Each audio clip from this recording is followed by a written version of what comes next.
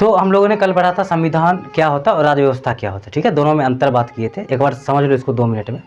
संविधान का परिभाषा आप लोग को बताया गया था कि संविधान से तात्पर्य उन प्रावधानों के समुच्चय से है जिसके आधार पर किसी देश का शासन चलाया जाता है, ठीक है। और राज्य व्यवस्था की परिभाषा में आपको बताया गया था कि जब संविधान को व्यवहार में लागू किया जाता है तो कुछ विषय और मुद्दे उभर के सामने आते हैं जिसे राज्य व्यवस्था कहते हैं। और राज्य व्यवस्था के तत्व भी आपको बताया गया था कि राज्य व्यवस्था के तत्व में जैसे 1 नंबर पॉइंट में आपको बताया गया था कि संसद के कानून, ठीक है, क्या संसद के कानून, यानी कि संसद अगर कोई भी कानून बनाता है तो वो राज्य व्यवस्था के अंतर्गत आ जाता है, ठीक है, कोई दिक्कत इसमें नहीं है। तो ये हो गया पहला। दूसरा आपको बताया गया था न्यायालय का निर्णय, न्यायालय का निर्णय, न्यायालय अगर कोई भी निर्णय देता है तो वो किसके अंतर्गत आ जाएगा, राज्य व्यवस्था के अंतर्गत। और तीसरा पॉइंट आपको बताया था विभिन्न प्रकार की संस्थाएं एवं उनके कार्य प्रणाली से उत्पन्न होने वाले मुद्दे, ठीक है, उनके कार्य प्रणाली से उत्पन्न होने वाले मुद्दे। तो आज का जो टॉपिक होगा यही होगा, विभिन्न प्रकार की संस्थाएं। कौन कौन सी संस्थाएं हमारे संविधान में किन किन संस्थाओं का प्रावधान किया गया है, ठीक है, कौन से संस्था संसद के द्वारा बनाया गया है, कौन सी संस्था कार्यपालिका या राष्ट्रपति के आदेश से बनाया गया है, ठीक है। तो इन सारी चीज़ों के ऊपर आज हम लोग डिस्कस करेंगे। और एक चीज़ और बताए थे राज्य व्यवस्था के तत्व में कि जाति, धर्म, क्षेत्र, ठीक है, आदि कारक एवं उसके राजनीति में प्रयोग, ठीक है। तो ये चारों चीज़ें बताया गया था जिसमें से आज हम लोग स्टार्ट करेंगे संस्थाएं, ठीक है, विभिन्न प्रकार की संस्थाएं। तो हम लोग संस्था स्टार्ट कर लें आज, ठीक है, ओके। तो क्या स्टार्ट करना है आज, विभिन्न प्रकार की संस्थाएं। तो लिख सकते हो आप संस्थाएं, ठीक है। अब ये जो संस्था है इस संस्था को 3 वर्गों में मुख्य रूप से विभाजित किया जा सकता है, ठीक है। तो पहला वर्गीकरण जो होगा इसका उसको हम कहेंगे संवैधानिक। कौन सी संस्था, संवैधानिक संस्था, ठीक है। अगर इंग्लिश में बात करें तो कॉन्स्टिट्यूशनल, ठीक है,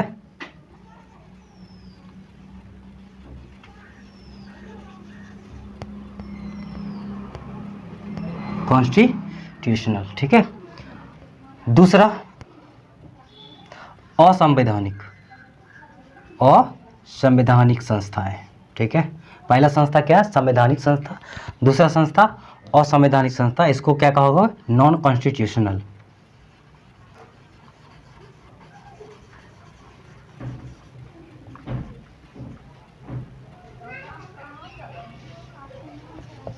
नॉन कॉन्स्टिट्यूशनल। और एक तीसरा है, तीसरा वर्गीकरण हम कर सकते हैं गैर संवैधानिक। कौन सी संस्था है, गैर संवैधानिक संस्था है,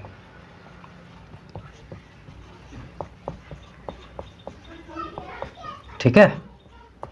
इसको इंग्लिश में अगर लिखना चाहे तो हम लोग लिख सकते हैं एक्स्ट्रा कॉन्स्टिट्यूशनल,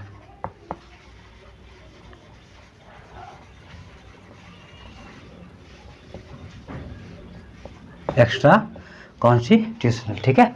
तो संस्थाएं कितने वर्गों में संस्था को बांटा गया, 3 वर्गों में। नंबर 1 संवैधानिक संस्थाएं, नंबर 2 असंवैधानिक संस्थाएं और नंबर 3 गैर संवैधानिक संस्थाएं, ठीक है। तो ये जो गैर संवैधानिक संस्थाएं हैं इसको पुनः फिर 3 वर्गों में बांट दिया गया, ठीक है। इसके बनावट के आधार पर इसको 3 वर्गों में बांट दिया गया है। नंबर 1 में अगर बात कर लें तो एक में कह लेंगे सांविधिक या इसी को आप विधिक भी कह सकते हो, ठीक है, विधिक, सांविधिक या विधिक गैर संवैधानिक संस्थाएं, ठीक है। इंग्लिश में कहे तो स्टैट्यूटरी, क्या कहोगे,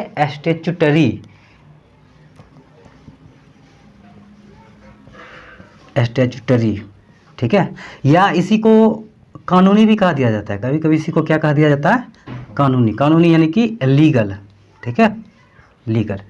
तो एक तो ये हो गया, ठीक है, बनावट के आधार पर सांविधिक या विधिक या इसी को क्या कह लोगे, कानूनी या स्टैट्यूटरी, लीगल, जो भी करना है कह सकते हो। उसके बाद इसी का दूसरा रूप है कार्यकारी संस्था, ठीक है, जिसको एग्जीक्यूटिव कह सकते हो, एग्जीक्यूटिव। और तीसरा में लिख सकते हो अन्य, ठीक है, अन्य छोटा मोटा जो भी संस्था है तो इसको हम लोग अन्य में ले लेंगे। ठीक है, कोई दिक्कत यहाँ तक? संस्थाएं कितने प्रकार को, संस्थाएं जितना भी संस्था है उसको मुख्य रूप से कितने वर्गों में बांटा गया? 3 वर्गों में, संवैधानिक संस्था, असंवैधानिक संस्था और गैर संवैधानिक संस्था। गैर संवैधानिक संस्था को भी बनावट के आधार पर फिर 3 वर्गों में इसको बांट दिया गया, सांविधिक या विधिक जिसको स्टैट्यूटरी या कानूनी संस्था गैर संवैधानिक संस्था कहोगे, दूसरा कार्यकारी और तीसरा अन्य। ठीक है, तो अब हम लोग समझने का प्रयास करेंगे कि संवैधानिक संस्था क्या होता है, असंवैधानिक संस्था क्या होता है या गैर संवैधानिक क्या होता है। ठीक है, इसको समझ लेंगे तो फिर कि ये जो संस्था है यह हमारा क्लियर हो जाएगा। तो संवैधानिक संस्था की अगर हम लोग बात करें तो संवैधानिक संस्था किसको कहेंगे? तो हम कह सकते हैं कि वैसी संस्था है, ठीक है, जिसका प्रावधान हमारे संविधान में दिया गया है। ठीक है, यानी कि संविधान के द्वारा सृजित है। समझ रहे बात? वैसी संस्था है जिसका निर्माण संविधान के द्वारा किया गया, या ऐसे कह सकते हो कि वे संस्थाएं जिसका स्रोत संविधान है। ठीक है, जिसका स्रोत क्या है?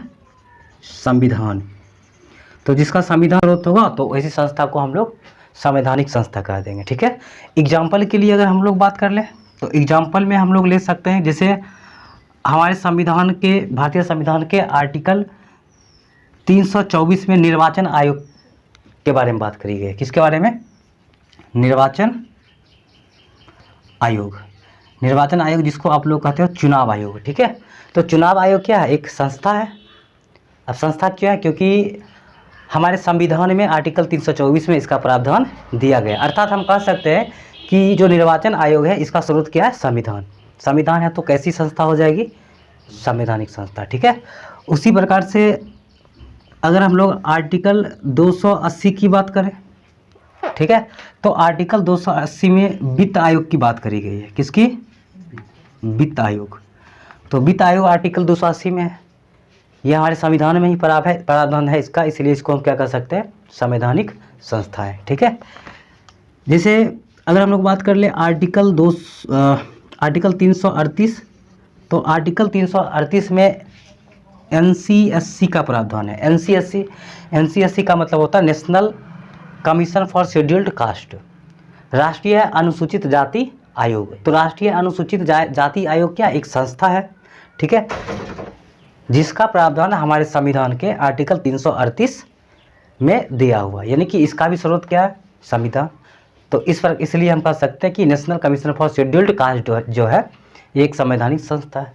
उसी प्रकार से आर्टिकल 338A, ठीक है, आर्टिकल 338A, इसमें NCST की बात करी गई है, मतलब इसका प्रावधान है national commission for scheduled tribe, राष्ट्रीय अनुसूचित जनजाति आयोग। ये है अनुसूचित जाति आयोग और ये राष्ट्रीय अनुसूचित जनजाति आयोग। तो ये भी, इसका भी प्रावधान किस में है? संविधान में, यानी कि संविधान ही इसका भी स्रोत है, अर्थात हम कह सकते हैं कि NCST भी क्या है? संवैधानिक संस्था। ठीक है, तो ये था हमारा संवैधानिक संस्था। समझ में आ गया? तो वैसी संस्था जिसका स्रोत क्या हो? संविधान हो, यानी कि संविधान के द्वारा सृजित किया गया हो। ठीक है, तो वो संवैधानिक संस्था। फिर दूसरा में अगर आ जाए तो दूसरा है असंवैधानिक संस्था। तो असंवैधानिक संस्था वैसी संस्था होती है जिसका निर्माण संविधान में नहीं किया गया, जिसका प्रावधान संविधान नहीं करता है, यानी कि जो संविधान के विरुद्ध है। ठीक है, संविधान के विरुद्ध है तो उसको क्या कह दिया जाएगा? असंवैधानिक संस्था है। तो ये संविधान विरुद्ध होता है। ठीक है, संविधान विरुद्ध मतलब ये लीगल नहीं है, संविधान के विरुद्ध है, संविधान इसका प्रावधान देता ही नहीं है, इसकी मनाही करता है। ठीक है, असंवैधानिक। जैसे एग्जाम्पल के लिए अगर हम लोग बात कर लें तो एग्जाम्पल में हम लिख सकते हैं, जैसे आप लोग भी सुने होंगे बब्बर खालसा का नाम सुने हो? ठीक है, बहुत बढ़िया। तो बब्बर खालसा क्या है? तो बब्बर खालसा एक आतंकवादी संगठन है। ठीक है, जो आतंकवाद को बढ़ावा देता है, और ऐसी संस्था जो है हमारे संविधान इसको मनाही करता है। अगर इस प्रकार का कोई संस्था है तो वैसे व्यक्ति अगर पकड़े जाते हैं तो उस पर कार्रवाई की जाती है। ठीक है, क्योंकि ये संविधान विरुद्ध है। अब कुछ दिन पहले सैनिक मुठभेड़ हुआ था जिसमें बब्बर खालसा के 4 सदस्य को ठोक दिया गया था, ठीक है। तो ठोक दिया, असंवैधानिक है, असंवैधानिक संस्था चला रहा है तो गया, ठीक है। उसी प्रकार से अगर हम बात कर लें नक्सल, ठीक है, नक्सल भी क्या है, आतंकवादी संस्था है, ठीक है। फिर इसी प्रकार से एक है उल्फा, क्या है उल्फा, इसका फुल फॉर्म होता है United liberation front of Assam, ठीक है। तो ये भी पूर्वोत्तर भारत का एक कह सकते हैं कि सक्रिय आतंकवादी संगठन है, ठीक है, जो आतंकवाद को बढ़ावा देता है, ठीक है। तो ये सब कैसा संस्था हो जाएगा, असंवैधानिक संस्था हो जाएगा, ठीक है। अब तीसरा देखो गैर संवैधानिक संस्था, तो संवैधानिक और असंवैधानिक समझ में आ गया। संवैधानिक संस्था मतलब कि वैसी संस्था जिसका स्रोत संविधान हो, वैसी संस्था जिसका स्रोत संविधान नहीं हो, यानी कि संविधान के विरुद्ध हो, जैसे ये बबर खालसा, नक्सल, उल्फा। अब तीसरा कि गैर संवैधानिक संस्था, गैर संवैधानिक संस्था किसको कहेंगे, तो वे संस्थाएं जिसका स्रोत संविधान नहीं है लेकिन वे संविधान के उद्देश्य को पूरा करती है। फिर से समझो, वे संस्थाएं जिसका स्रोत संविधान नहीं है लेकिन वे संविधान के आदर्शों को पूरा करती है या संविधान के उद्देश्य को पूरा करती है। हमारा संविधान का उद्देश्य है कि कल्याणकारी राज्य हो, मतलब वेलफेयर स्टेट हो, सभी व्यक्ति में भाईचारा का भाव हो, बंधुत्व का भाव हो, ठीक है, एकता समानता का भाव हो, स्त्री पुरुष में भेदभाव ना हो, जाति धर्म लिंग क्षेत्र आदि के आधार पर भेदभाव ना हो, ठीक है। सबको महिला सशक्तिकरण, मतलब महिला को वो जो सम्मान है उसका सुरक्षा है, ठीक है। तो वो सब सिक्योर करता है, समझ रहे हो बात। हमारे संविधान में नहीं है लेकिन उसको बाद में बनाया गया संसद के कानून के द्वारा, ठीक है, राष्ट्रपति के द्वारा, मंत्रिपरिषद के परामर्श पर, ये सब के आधार पर बनाया गया। तो हम इसका परिभाषा क्या दे सकते हैं कि वे संस्थाएं जिसका स्रोत संविधान नहीं है लेकिन वे संविधान के उद्देश्यों को पूरा करती है, जिसे गैर संवैधानिक संस्था कहते हैं। फिर इसको कितने वर्गों में बांट दिया गया, 3 वर्गों में। पहला क्या है, संवैधानिक या सांविधिक या कानूनी, यानी कि लीगल गैर संवैधानिक संस्था। तो लीगल गैर संवैधानिक संस्था किसको कहेंगे, तो हम यहाँ पर लिख सकते हैं जो संसद के कानून की देन है, जो क्या है, संसद के कानून की देन है, ठीक है, संसद के कानून की देन है। जैसे एग्जाम्पल के लिए अगर हम लोग बात करें, जैसे